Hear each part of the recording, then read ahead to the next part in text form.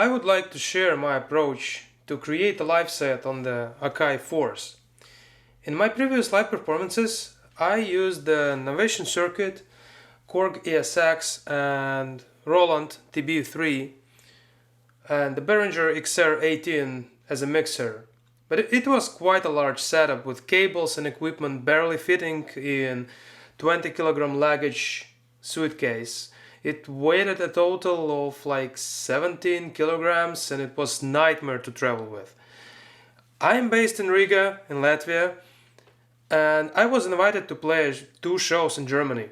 To reduce the size and weight of my setup, I decided to consolidate the ESX and TB3 duties onto the Force.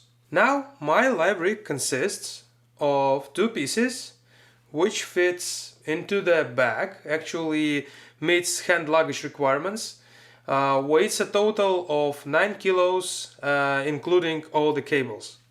So that's quite a neat setup.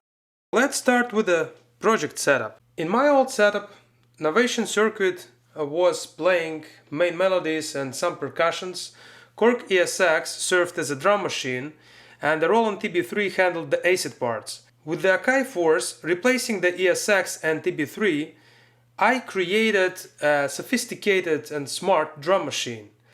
After a few rehearsals, I added melodic loops and vocal parts and sampled TB3, this one, into the Force. Yeah, it actually helped me a lot. Yeah, I built everything in the project as the drum tracks, organizing the least important sounds to the left and the most important sounds in the middle. From left to right, I have crash, snares, claps, rides, kick, rumble, hats, hi-hat loops, percussion loops. Then I have melodies, vocals, acid parts, and circuit audio track. During rehearsals, I experimented with the track placement and discovered that placing kick and rumble tracks in the middle is actually quite convenient, because wherever I scroll the project, these tracks are in focus, so I can actually stop them when I want it and launch them when I want it. All the samples were prepared in Ableton. I did some small pre-mixing, frequency adjusting. I did warping to warp my hi-hat and percussion loops to the tempo of the project. This way, actually it helped me a lot to improve the general sound of my set, because I already did a lot of work outside of the Force. And it actually helps a lot to reduce the strain on the Force in terms of the effects. So about drum patterns, like the first 8 tracks are just for the drums. So in this way I can show you how my drums are organized within the Force in my live setup. Each scene represents a kind of energy level. So each drum part is split into several scenes. It might be 4, it might be more, but usually it's around 4. Each scene represents different energy level of the drum part. So if I will play the first, it's mainly kick and rumble. Then the second one is a bit more higher energy. Then the third one is the most powerful one. And the last one is less energy than the previous one and different from the second one for the outros.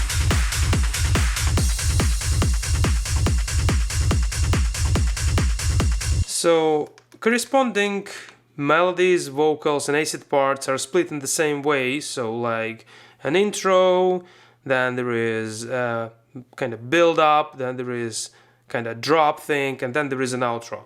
Yeah, so that's basically it about like how I organize drum patterns. Color coding. To visually distinguish the different drum patterns and energy levels, I developed my own color coding system for the clips. The red color represents the most powerful patterns. The mint represents slightly lower energy level, and the blue, which is a bit lower, like for example this, it represents breakbeat patterns. During live performances, I may jump back and forth through the project. It's important for me to easily see where I should navigate next. As you see, when I press navigate, it's very easy to distinguish where I should go to which corresponding energy level. Usually I switch levels during the set, but I may skip one and play like a couple of high energy parts in a row. Yep, this is about it. Macros. I have set up macros for various functions. The first one cuts lows on the kick and rumble, followed by a second macro with the kick repeat. I will demonstrate you a bit of that. So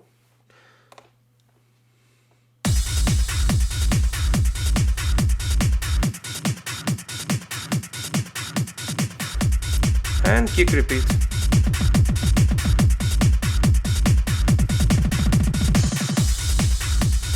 Quite handy.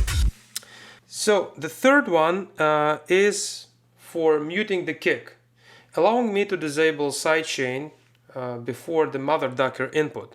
So I will demonstrate how it sounds.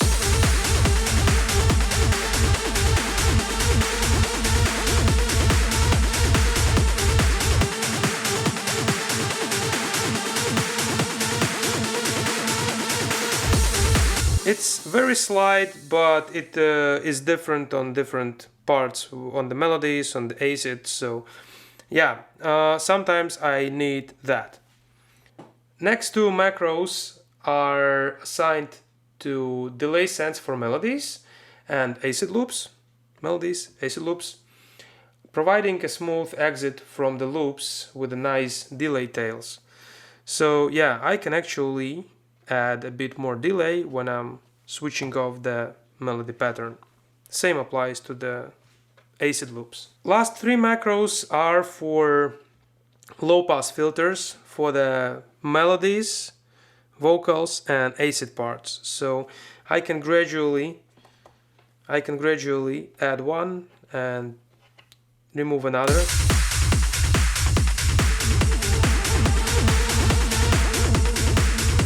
Add some delay.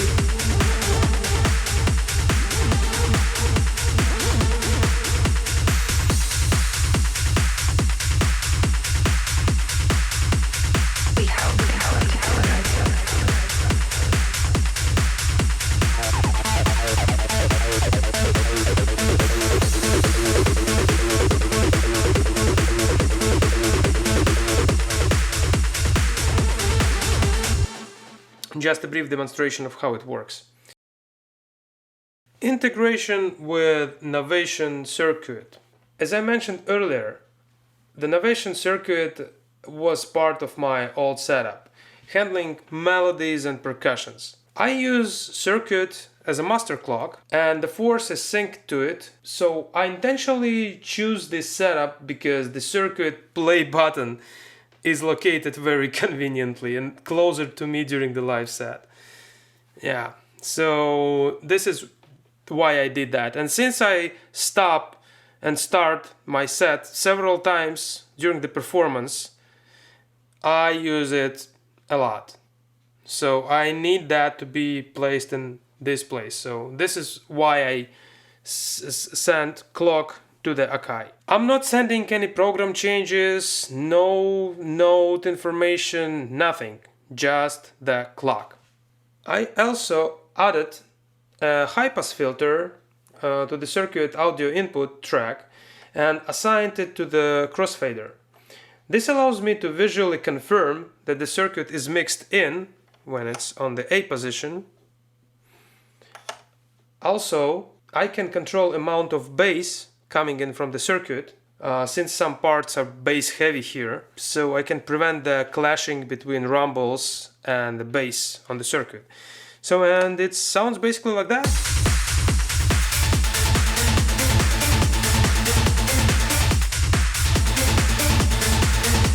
It's very convenient that circuit has also this master filter, so I can do it like that.